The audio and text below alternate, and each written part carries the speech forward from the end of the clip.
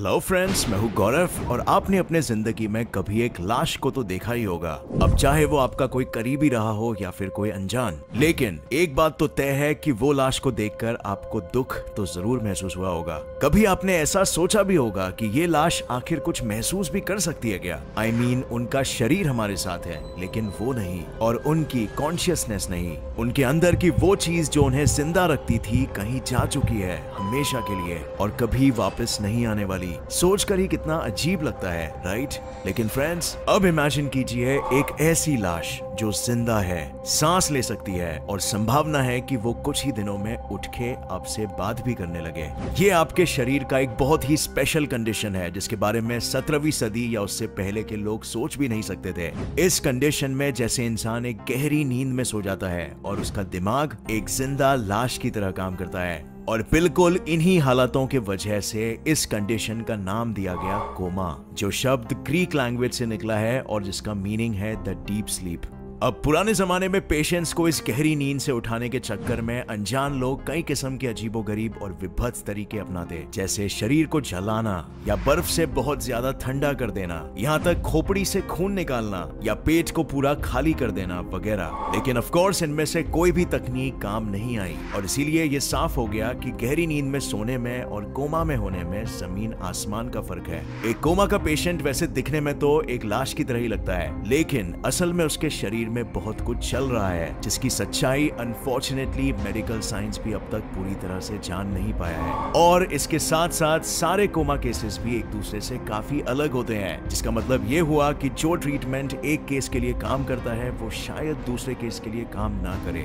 लेकिन ये सब क्यों? क्या एग्जैक्टली हो रहा होता है एक कोमाटोस बॉडी के अंदर? वेल, ये कह पाना इतना आसान नहीं है, लेकिन अगर आप इस वीडियो के अंत तक अगर बने रहे तो आपको कोमा के बारे में कुछ बहुत ही खुफिया फैक्ट्स पता चलने वाले हैं। सो बिल्कुल बने रहना हमारे साथ। इससे पहले हम ये जाने कि एक कोमाटोस बॉडी के अंदर क्या चल रहा है, हमें जानना होगा कि हम कौन से टाइप के कोमा से डील कर रहे हैं। कोमा बहुत से रीजंस की वजह से हो सकता है, जैसे मेनिंजाइटिस या कोई दूसरी घातक बीमारी, या इवन जो ड्रग ओवरडोज का शिकार हो गए हैं या फिर जिन्हें कोई फिजिकल ट्रॉमा या डिजीज है। इसमें पेशेंट्स को लंबे समय के लिए अनकॉन्शियस किया जाता है ताकि उनके हाइपर एक्टिव ब्रेन को शांत किया जाए और उनमें किसी भी तरह के ब्रेन इंजुरी को अवॉइड किया जा सके। बट फ्रेंड्स, ये तो हुआ मेडिकली इंड्यूस्ड कोमा, लेकिन क्या इनमें और बाकी सारे बायोलॉजिकल कोमा केसेस में कोई फर्क नहीं है? तो वेल, कोमा में अनकॉन्शियसनेस यानी बेहोशी भी एक ही किस्म की नहीं होती, और इसकी गंभीरता समझने के लिए एक मेजरिंग केस जिसे कहते हैं ग्लासगो कोमा स्केल का आविष्कार किया गया है। इस स्केल में 3 से 15 तक कोमा को रैंक असाइन किया जा सकता है, जिसमें 3 का मतलब हुआ डीप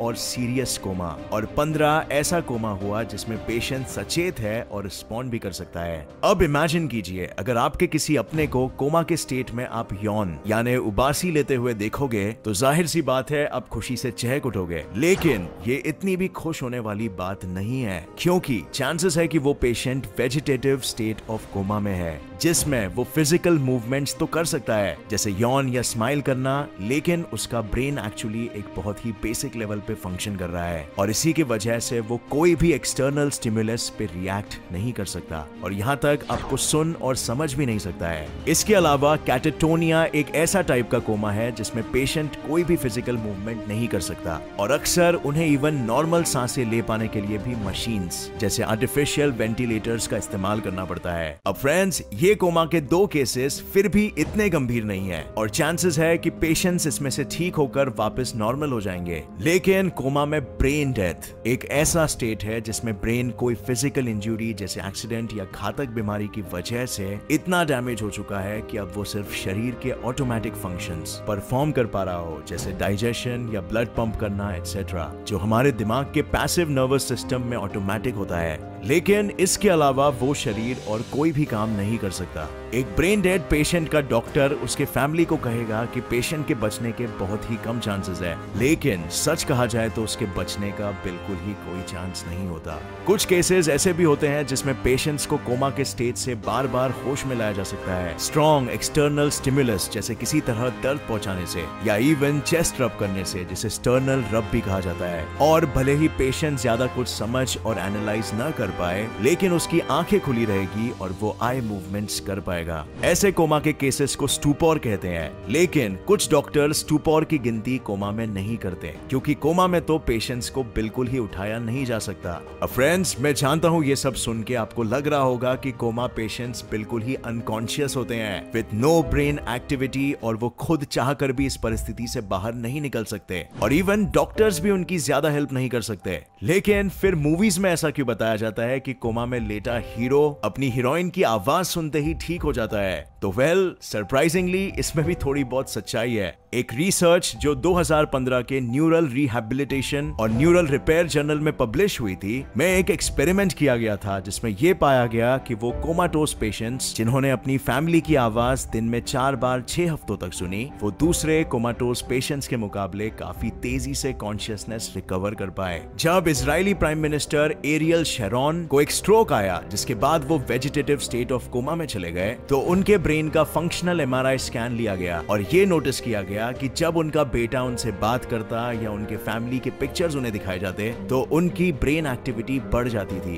ये संकेत देते हुए कि कोमा में भी उनका ब्रेन थोड़ा बहुत फंक्शन कर पा रहा है और एक तरह से ट्राई कर रहा है खुद को कोमा से बाहर खींच लाने का। बट फ्रेंड्स, अब तक तो हमने सिर्फ दिमाग की ही बात की, लेकिन कोमा में हमारे शरीर का क्या कंडीशन रहता है? वेल, सही मायने में कहा जाए तो शरीर को कोमा की वजह से ज्यादा फर्क नहीं पड़ता है। इंपॉर्टेंट फंक्शंस जैसे सांसें ले पाना, ब्लड पंपिंग, डाइजेशन एटसेट्रा, तो जैसे मैंने बताया, हमारे ब्रेन के पैसिव नर्वस सिस्टम में ऑलरेडी हार्डवायर्ड है और मेजॉरिटी कोमा केसेस में शरीर ये फंक्शंस खुद से कर पाता है। इसके अलावा पेशेंट्स को आईवी पे रखा जाता है ताकि बॉडी को पानी और न्यूट्रिएंट्स मिलते रहे, और अगर जरूरत पड़ी तो वेंटिलेटर्स एयर पैसेज को क्लियर रख के पेशेंट को सरलता से सांस लेने में मदद करते हैं। सबसे कॉमन प्रॉब्लम कोमा पेशेंट्स में होता है जिसे हम कहते हैं मसल एट्रोफी, यानी मांसपेशियों का बिल्कुल ही नहीं यूज करने की वजह से श्रिंक हो जाना और उन्हें दोबारा यूज करने में बहुत तकलीफ और कमजोरी महसूस करना। इसके अलावा बेड सोर्स दूसरा प्रॉब्लम है जो बहुत टाइम तक चमड़े को ऑक्सीजन नहीं मिलने की वजह से होता है। फ्रेंड्स, बेड सोर्स बहुत ही हॉरिबल होता है। इसमें पेशेंट्स का स्किन सड़ के गलने लगता है और अगर इसमें कोई और इन्फेक्शन हो जाए तो प्रॉब्लम और भी बढ़ सकती है।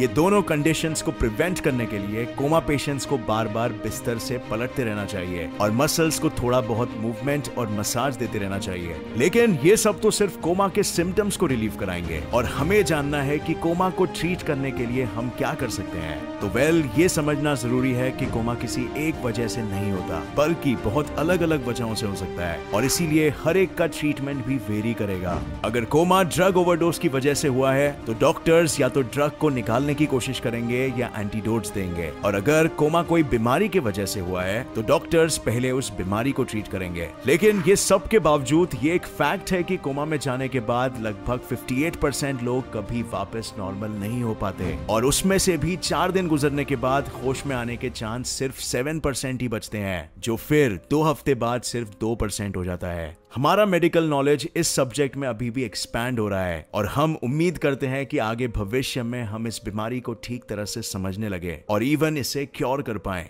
इसके अलावा बहुत से कंट्रीज में पेशेंट्स जो लंबे अरसे तक कोमा में हैं और जिनकी फैमिलीज ये जानती है कि उनके वापस होश में आने के कोई चांसेस नहीं है, वो यूथेनेशिया यानी मर्सी किलिंग के लिए भी लड़ रहे हैं। और ऑपोजिशन में कुछ ऐसे लोग हैं जिनका कहना ये है कि अगर वो पेशेंट्स क्या सोचते हैं और समझते हैं वो नजर नहीं आ रहा, तो हमें कैसा पता चले कि मरना उनकी खुद की मर्जी है। अब फ्रेंड्स, ये खुद ही एक बहुत बड़ा डिबेट है, लेकिन आज के इस वीडियो के लिए बस इतना ही। उम्मीद है आपको कोमा के बारे में बहुत सी नई चीजें जानने मिली, और अगर आपको ऐसे ही इंटरेस्टिंग वीडियोस और भी देखने हैं इस चैनल पर तो इसे सब्सक्राइब जरूर करना और इवन नोटिफिकेशन बेल भी बिल्कुल ऑन कर लो। So thank you for watching friends. जय हिंद।